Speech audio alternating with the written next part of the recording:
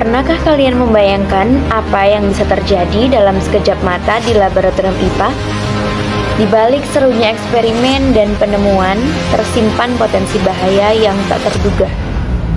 Video ini akan membimbing Anda untuk memahami rahasia keselamatan di laboratorium IPA, memastikan setiap langkah Anda aman, dan setiap percobaan berjalan sukses tanpa insiden.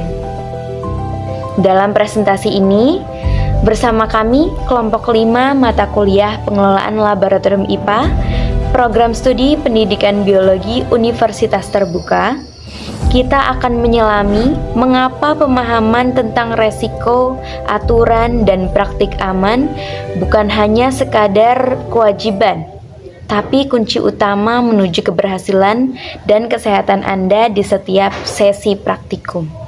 Mari kita mulai dengan memahami apa sebenarnya yang dimaksud dengan keselamatan dan keamanan kerja atau K3 di laboratorium IPA. K3 adalah seperangkat prosedur, aturan, dan praktik yang dirancang untuk melindungi setiap individu dari resiko dan bahaya yang mungkin muncul selama kegiatan praktikum atau penelitian di lab. Ini bukan sekedar aturan yang kaku, melainkan fondasi utama agar kita bisa berinovasi dan belajar tanpa khawatir. Di balik setiap eksperimen menarik, ada potensi bahaya yang mengintai. Di balik setiap eksperimen menarik, ada potensi bahaya yang mengintai. Untuk memastikan setiap langkah Anda aman, kita harus mewaspadai berbagai risiko utama di laboratorium IPA. Mari kita bahas satu persatu. Yang pertama, bahan berbahaya. Kita sering bekerja dengan berbagai jenis bahan kimia yang punya sifat berbeda. Ada yang mudah terbakar seperti alkohol, ada yang korosif seperti asam kuat yang bisa melukai kulit, dan ada pula yang beracun jika dihirup atau tertelan. Memahami sifat masing-masing bahan adalah langkah awal pencegahan.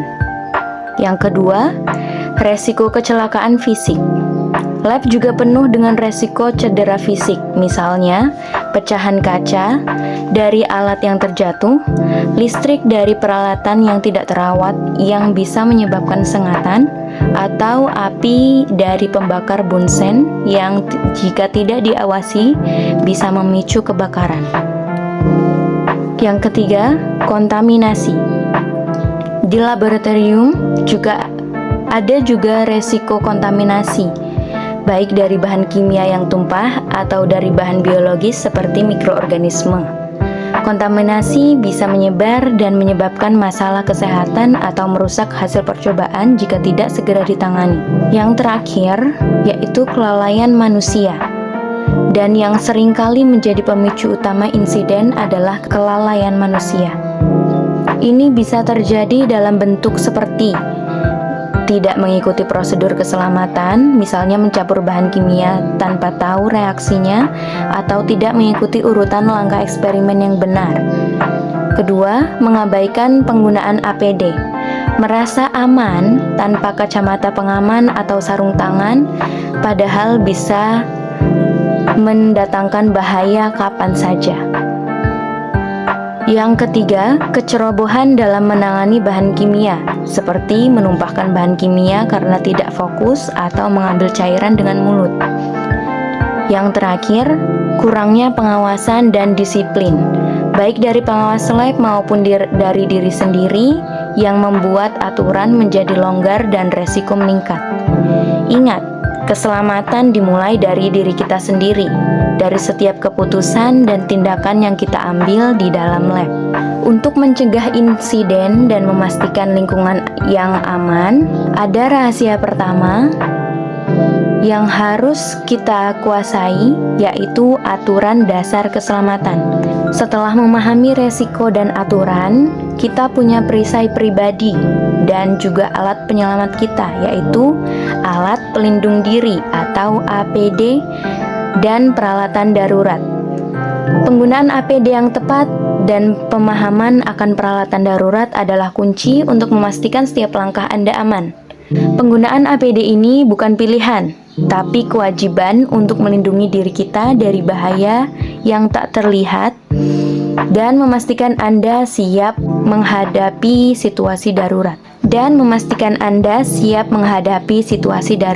Selain aturan dan APD, ada juga praktik konkret yang wajib kita terapkan agar setiap percobaan berjalan sukses tanpa insiden dan lingkungan lab tetap aman setelahnya. Yang pertama, cuci tangan setelah selesai praktikum. Ini adalah langkah dasar, tapi sangat penting untuk menghilangkan sisa bahan kimia atau kuman dari tangan Anda. Yang kedua, buang limbah sesuai prosedurnya. Jangan pernah membuang limbah bahan kimia sembarangan ke saluran air umum. Pisahkan limbah sesuai jenisnya, seperti padat, cair, berbahaya, atau tidak berbahaya, agar tidak mencemari lingkungan. Yang ketiga, laporkan setiap insiden. Sekecil apapun itu, segera laporkan tumpahan, kerusakan alat, atau insiden lainnya kepada guru atau asisten lab. Ini penting untuk penanganan cepat dan pencegahan insiden serupa di masa depan. Yang terakhir, matikan peralatan setelah digunakan. Pastikan semua alat listrik atau pembakar dimatikan dengan benar setelah selesai dipakai untuk menghindari resiko kebakaran atau korsleting.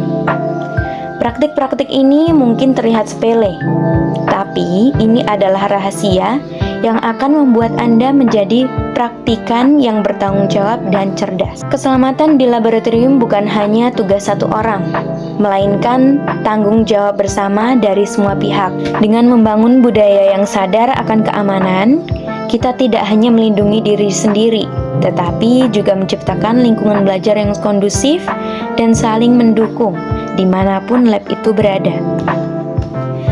Jadi, apa rahasia keselamatan di laboratorium IPA? Itu adalah kombinasi dari pemahaman akan resiko, ketaatan pada aturan, penggunaan APD yang tepat, penerapan praktik baik, dan yang terpenting, rasa tanggung jawab dan kesadaran akan budaya aman. Dengan memahami dan menerapkan semua ini, kita tidak hanya melindungi diri sendiri, tetapi juga menciptakan lingkungan belajar yang inspiratif dan aman, di mana penemuan hebat bisa terjadi tanpa kompromi, dimanapun kita melakukan praktikum. Mari kita jadikan keselamatan sebagai prioritas utama di setiap eksperimen kita. Sampai jumpa di laboratorium yang aman.